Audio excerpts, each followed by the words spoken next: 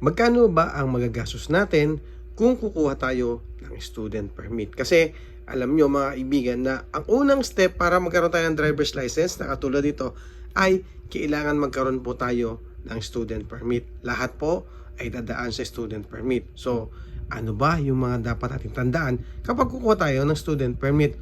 Unang-una, kailangan syempre meron kang requirements na PSA.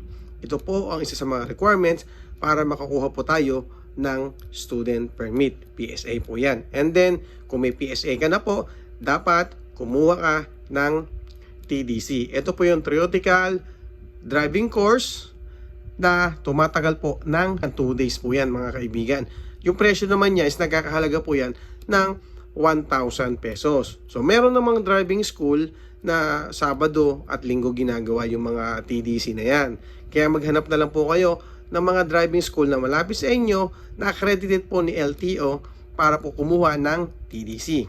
Ngayon, kapag pumasa ka na sa TDC, nagkaroon ka ng certificate, maaari ka na pong pumunta sa LTO at mag-apply po ng student permit. Siyempre, dadalhin mo ang iyong PSA, ang iyong TDC certificate para po ma-validate nila.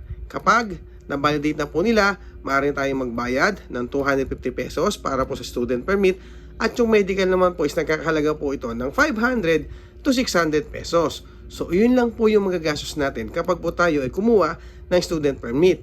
O, linawin natin at ulitin natin. 1,000 po para sa TDC, 250 para po doon sa student permit, 500 to 600 po ang magagastos mo naman kapag ikaw ay kukuha ng medical. Yan lang po yung magagastos natin sa student permit. At kung gusto mo na magpa-non-pro, dapat po ito ay umabot na ng 1 buwan. So, ibig sabihin po niyan, 1 month plus 1, pwede na pong magpa-non-pro. Kung magpa-non-pro ka naman, dapat kumuha ka naman ng PDC.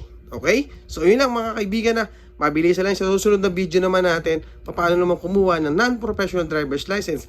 Galing ka doon naman sa student permit. Okay? So, sana po nakatulong ang video na to. Maraming salamat.